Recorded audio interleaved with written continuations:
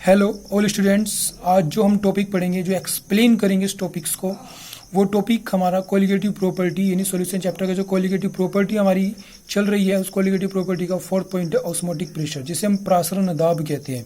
इसकी डेफिनेशन हमने कल भी पढ़ी थी, लेकिन आज फिर मैं एक्सप्लेन करने जा रहा हूँ। दोबारा रिवाइज कर लेना कि वह केमिकल प्रोसेस जिसमें किसी सॉल्यूशन को एसपीएम के द्वारा उसके विलायक से यानी उसके सोलवेंट से पृथक करने पर ओस्मोसिस की प्रोसेस, ओस्मोसिस मतलब प्रासरण की प्रोसेस मतलब प्रक्रिया को रोकने के लिए कम से कम जितना आउटर प्रेशर सॉल्यूशन पर लगाया जाता है, विलियन पर लगाया गया वो प्रेशर ही, वो आउटर प्रेशर ही क्या कहलाता है? ओस्मोटिक प्रेशर कहलाता है। यानी वह केमिकल प्रोसेस जिसमें किसी सॉल्यूशन को उस एसपीएम के माध्यम से उसके सोलवेंट यानी विलायक से यदि सेपरेट किया जाए, तो सेपरेट करते समय विलियन पर जो आउटर प्रेशर लगाया जाता है वो प्रेशर ही क्या कहलाता है? उस प्रोसेस में विलियन का क्या कहलाता है? आउटर प्रेशर ही, विलियन पर लगाया गया आउटर प्रेशर ही उस प्रोसेस में ऑस्मोटिक प्रेशर कहलाता है। वो बाह्यतम जो दाब है, ठीक है। लॉ ऑफ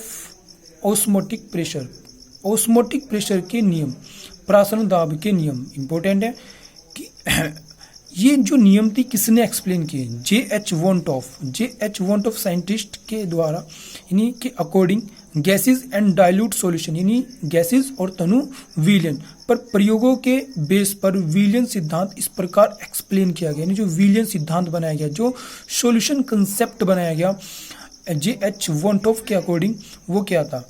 तनु विलियन में विलय के अणु वही कार्य करते हैं, डाइल्यूट सॉल्यूशन में विलय मतलब सोल्यूट के अणु वही कार्य करते हैं, उसके पार्टिकल्स वही मूवमेंट करते हैं जो कि एक यानी वही वर्क करते हैं जो कि एक गैस में गैस के अणु करते हैं, जो कि गैस के अंदर गैस के अणु करते हैं।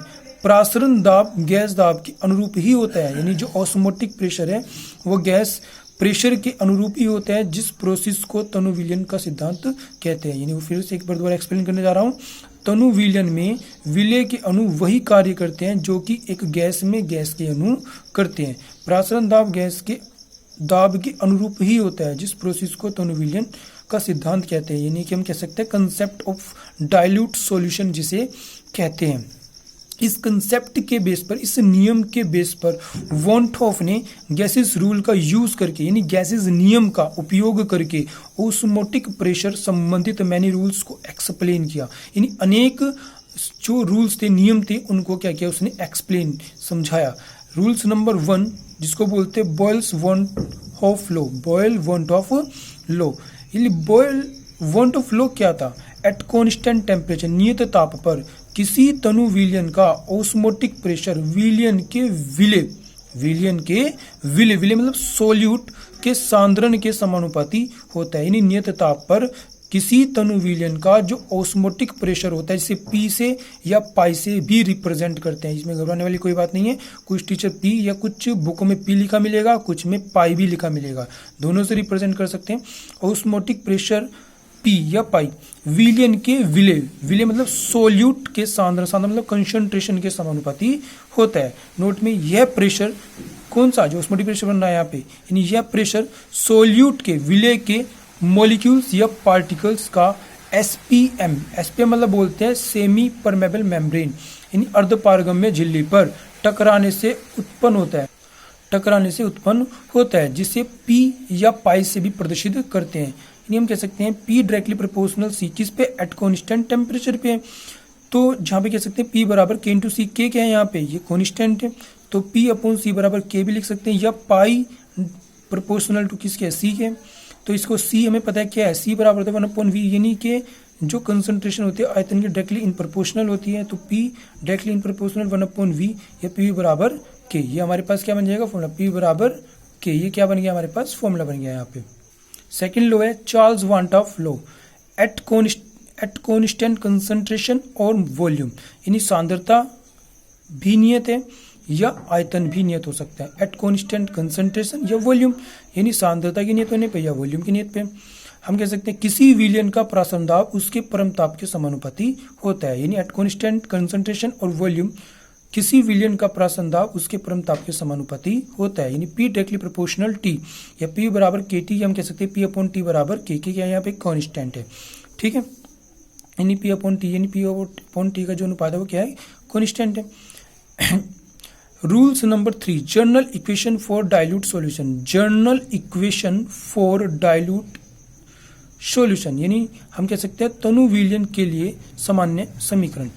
चूंकि वी नो दैट, हम जानते हैं कि from Boyle want of law क्या था, P directly in proportion 1/v at या ऑन कांस्टेंट टेम्परेचर, यानी फर्स्ट इक्वेशन।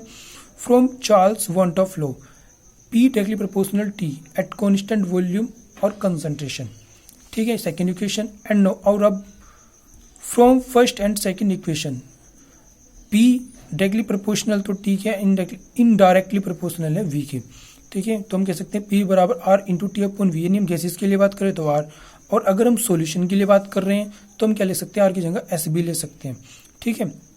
तो पी बराबर आर टी भी हो सकता है, या पी बराबर एस इंटू टी भी हो सकता है, या पी की जगह पाई भी आ सकता है। यदि विलयन में विलय के मॉलिक्यूल्स की नंबर एनओ, मॉलिक्यूल्स में अणुओं की संख्या एनओ, तो पी बराबर मोल्स की नंबर एनओ, तो पी बराबर एनएसटी भी लिख सकते हैं, या पी की जगह पाई भी ले सकते हैं, पाई वी बराबर एनएसटी भी लिख सकते हैं। लेकिन अगर विलयन में मोलर सांद्रता की बात की जा रही है, मोलर सांद्रण की बात की जा रही है, तो पी बराबर सी एस टी, एन की जगह क्या ले लेंगे हम सी, पी बराबर सी एस टी। यानी हमारे पास क्या है, ये हमारे पास तनु विलयन की सामान्य समीकरण हमें फॉर्म्ड हुई है, प्राप्त हुई है इस प्रोसेस के अकॉर्डिंग, इस फॉर्मूले के अकॉर्डिंग। रूल नंबर 4 लास्ट है, Avogadro want of law at equal temperature और and pressure and equal temperature and pressure, यानी समान ताप और समान दाब पे, ध्यान रखना है समान ताप और समान दाब है।